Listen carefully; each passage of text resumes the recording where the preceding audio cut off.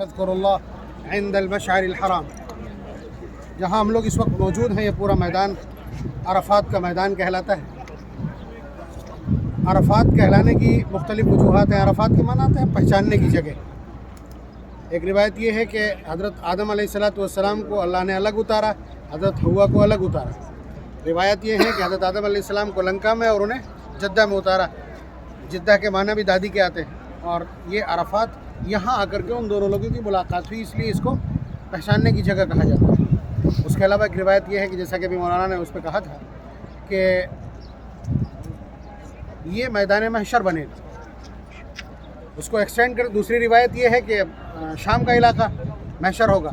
تو انہوں نے بھی تطبیق دی تھی کہ یہاں سے وہاں تک ظاہر سی بات ہے اولین و آخرین جب سب جمع ہوں گے تو اتنا بڑا ایکسٹینشن چاہیے ہی ہو، اور بعید نہیں کہ یہ زلزلہ اسی کی کارروائی ہو، اور بہت سارے یہ پورا منظرنامہ قیامت کا اس میں بڑا اہم رول ہے اس کا۔ یہ تو اس کا ہو گیا ماضی۔ نبی اکرم صلی اللہ علیہ وسلم نے اپنا آخری خطبہ، وہ جو نشان ہے وہ نشان بنائے اسی لیے گیا ہے کہ حضور نے اپنی اونٹنی پر وہیں پر کھڑے ہو کر کے وہ تاریخی خطبہ دیا تھا کہ قیامت تک آنے والے انسانی حقوق کی بات کرنے والے، ہیومینیٹیرین ویلیوز کی بات کرنے والے، وہ سب کے سب بونے ثابت ہوتے ہیں نبی اکرم صلی اللہ علیہ وسلم کے حجۃ الوداع کے اس طاقتور خطبے کے سامنے، جہاں حضور نے فرمایا تھا کسی عربی کو کسی عجمی پر کوئی فضیلت نہیں، کسی گورے کو کسی کالے پر کوئی فضیلت نہیں، اور فضیلت کی کوئی بنیاد ہی نہیں ہے، صرف ایک بنیاد، ان اکرمکم عند اللہ اتقاکم، کہ اللہ تعالیٰ تم میں سے سب سے زیادہ اس کو پسند کرتے ہیں جس نے اللہ سے سب سے زیادہ خوف اختیار کیا ہو، تقویٰ اور خشیت اختیار کی۔ وہاں کھڑے ہو کر کے حضور نے خطبہ دیا تھا، وہ سب سے لمبا خطبہ ہے حضور کا زندگی کا۔ یہیں پہ کھڑے ہو کر کے حضور نے گواہی لی تھی سارے مجمع سے۔ حضور سے اللہ تبارک و تعالیٰ کا ایک ارشاد، یا ایھا الرسول بلغ ما انزل الیک من ربک وان لم تفعل فما بلغت رسالتہ، کہ اے رسول آپ ان سارے پیغامات کو انسانیت تک پہنچا دیجئے جو ہم نے آپ تک بھیجے ہیں، اور اگر آپ ایسا نہیں کرتے ہیں تو پھر آپ نے رسالت کا حق ادا نہیں کیا۔ یہ آیت اتنی بھاری ہے، حضور فرماتے ہیں سب سے زیادہ جس نے مجھے گرابار کیا ہے وہ یہی آیت ہے۔ تو اسی آیت کے تناظر میں حضور نے یہاں کھڑے ہو کر کے اس وقت کے سب سے بڑے مجمع سے پوچھا تھا، الا هل بلغت، تم لوگ گواہی دیتے ہو کہ میں نے وہ سارے پیغامات تم تک پہنچا دیے؟ تو صحابہ نے سب نے کہا تھا کہ نعم، آپ نے وہ سارے پیغامات پہنچا دیے۔ تو حضور نے اللہ تعالیٰ کی بارگاہ میں انگلی اٹھا کر کے آواز دی تھی، اللہم اشہد، اللہم اشہد، یا اللہ یہ کل پونجی ہے جو میں نے تیار کی ہے، کل پونجی ہے جو میں نے تیار کی ہے، آپ گواہ رہیے۔ یہ عدالت کی کارروائی ہے، ایویڈنس اور فیکٹس اکٹھا کرنے کی ایک کوشش ہے جو نبی نے کی ہے۔ یہیں سے خطبہ دیا تھا، اور یہیں پر وہ آیت اتری تھی کہ جس نے ہم کو کائنات کی ساری ملتوں میں، ساری قوموں میں، سارے ادیان میں سب سے زیادہ بھاری بھرکم اور اشرف بنا دیا۔ بات سمجھ رہے ہیں آپ؟ اس لیے کہ حضرت آدم علیہ السلام کو بھی اللہ نے کچھ احکامات دیے، حضرت شیس علیہ السلام پر بھی صحائف اترے، حضرت نوح علیہ السلام کو بھی صحائف دیے گئے، حضرت ابراہیم علیہ السلام کو بھی صحائف دیے گئے، حضرت موسیٰ علیہ السلام کو تورات دی گئی، حضرت داؤد علیہ السلام کو زبور ملی، حضرت عیسیٰ علیہ السلام کو انجیل ملی، اور جناب محمد رسول اللہ صلی اللہ علیہ وسلم کو قرآن دیا گیا۔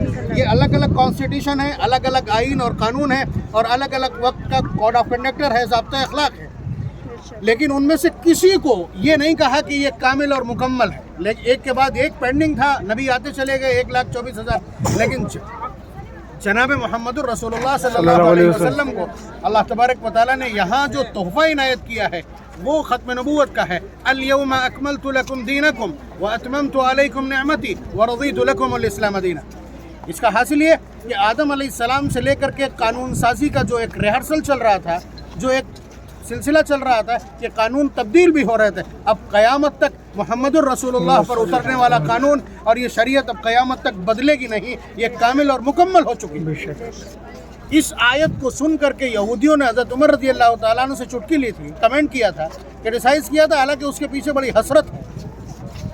کہنے لگے تمہارے قرآن میں ایک آیت ایسی ہے، اگر وہ آیت ہماری کسی کتاب میں اتری ہوتی، ہمارے نبی پر اتری ہوتی، تو جہاں وہ اتری تھی ہم اس کو مقدس مقامات میں شامل کر لیتے، اور اس دن کو ہم عید کا دن بنا لیتے، اور ہمارے لیے وہ سامان جشن ہوتا۔ تو حضرت عمر رضی اللہ تعالیٰ عنہ نے فرمایا، تم جس کی بات کر رہے ہو وہ میں جانتا ہوں، وہ اس آیت کی بات کر رہے ہو، جہاں اتری ہے وہ ہمارے لیے پہلے سے مقدس مقامات میں سے ایک ہے، اور جس دن اتری ہے وہ یوم النحر ہے، جس کی اللہ تعالیٰ نے خود قسم کھائی ہے والفجر ولیال عشر کہہ کر کے، اور جس دن وہ حج کا دن ہے اور جمعے کا دن ہے، تو وہ پہلے سے ساری چیزیں ایسی یونیک ہیں کہ جن کی کوئی برابری نہیں کر سکتا۔ بے شک۔ تو یہ آپ اندازہ کیجئے کہ ساری قوموں کو یہ حسرت ہے، کاش یہ آیت ہمارے یہاں اتری ہوتی۔ اللہ تبارک و تعالیٰ نے وہ آیت یہاں اتاری ہے۔ نبی اکرم صلی اللہ علیہ وسلم نے یہاں کھڑے ہو کر کے 4 گھنٹے مسلسل سخت دھوپ میں دعا کی تھی۔ اس دن سے آج تک کا یہ وتیرہ ہے کہ یہاں آنے والے دھوپ میں اسی طرح کھڑے ہو کر کے رو کر کے بلک کر کے دعا کرتے ہیں۔ اور کائنات کی یہ سب سے مقدس سرزمین ہے، سب سے یادگار اور ممتاز سرزمین ہے، اس معنی کر کہ اس سے زیادہ دعا کہیں نہیں ہوتی، اس سے زیادہ دیر تک دعا کہیں نہیں ہوتی، اس سے طویل دعا کہیں نہیں ہوتی۔ اور آخری بات یہ کہ نبی اکرم صلی اللہ علیہ وسلم نے ارشاد فرمایا کہ عرفہ کا دن شیطان کے لیے سب سے بھاری ہے۔ وجہ صاف ہے، شیطان کیا کرتا ہے؟ آپ کو مس گائیڈ کرتا ہے، مس ٹائم کرتا ہے، ٹھیک ہے، اور آپ کو گمراہی میں مبتلا کرتا ہے، گناہ کرواتا ہے۔ آپ نے پیچھے 40 سال 45 سال 50 سال، انڈیا والوں کے حساب سے 50 سال سے کم نہیں ہوتے، 50 سال تک جو گناہ کیے ہیں، یہاں آ کر کے ایک بار آپ گڑ گڑائے، اللہ تبارک و تعالیٰ کی رحمت کے دہانے اس دن کھلے ہی ہوتے ہیں۔ جیسے ہی آپ نے مانگا، پچھلا سارا اریز ہو گیا۔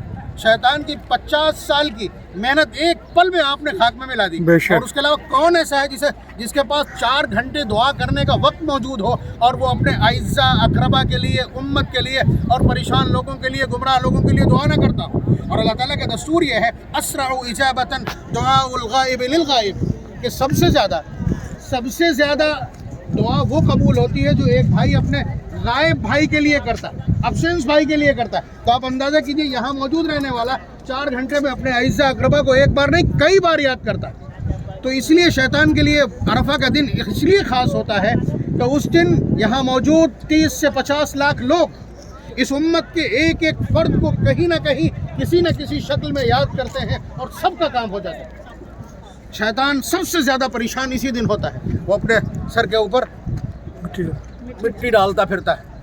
اب یہ سمجھ لیجئے کہ یہاں آ کر کے سب سے بڑا عہد و پیمان کون سا ہوتا ہے جو ہمیں دہرانا پڑتا ہے؟ پھر سے دہرائیے اس کو، چوتھا کلمہ، یعنی شرک سے بیزاری کا اعلان یہاں کرنا ہوتا ہے کہ بار الہ، تیرے سوا اس کائنات میں نہ کوئی مشکل کشا ہے، نہ کوئی کارساز و دستگیر ہے، اور نہ کوئی حاجت روائی کرنے والا، نہ دعا کو سننے والا، نہ آہوں کو سننے والا، نہ شفا دینے والا، نہ رزق اور روزی میں دخیل، نہ اولاد میں دخیل۔ یہ عہد و پیمان، چوتھا کلمہ سب سے بڑا ذکر ہوتا ہے اس میدان کا اس دن۔ لا الہ الا اللہ، اللہ کے سوا کوئی معبود نہیں، وحدہ، وہ اکیلا ہے، لا شریک لہ، اس کا کوئی شریک نہیں، لہ الملک، ساری بادشاہت اس کی، ولہ الحمد، ساری تعریف ستائش منقبت اس کے لیے، یحیی و یمیت، وہی زندہ کرتا ہے، وہی مارتا ہے، بیدہ الخیر، اسی کے ہاتھ میں ساری خیر ہے، وہو علی کل شیء قدیر، وہ ہر چیز پر قادر۔ یہ وہ کلمہ ہے جو یہاں دہرایا جاتا ہے اور سب سے زیادہ پسند کیا جاتا ہے۔ اللہ تبارک و تعالی ہماری یہاں حاضری کو اس وقت قبول فرمائے، اور آئندہ 9 ذی الحج کو ہم کو یہاں جمع ہونے کی توفیق مرحبا۔ آمین۔ اور جو لوگ یہاں آئے ان سب کی دعاؤں میں ہمارا حصہ بھی فرمائے۔ آمین۔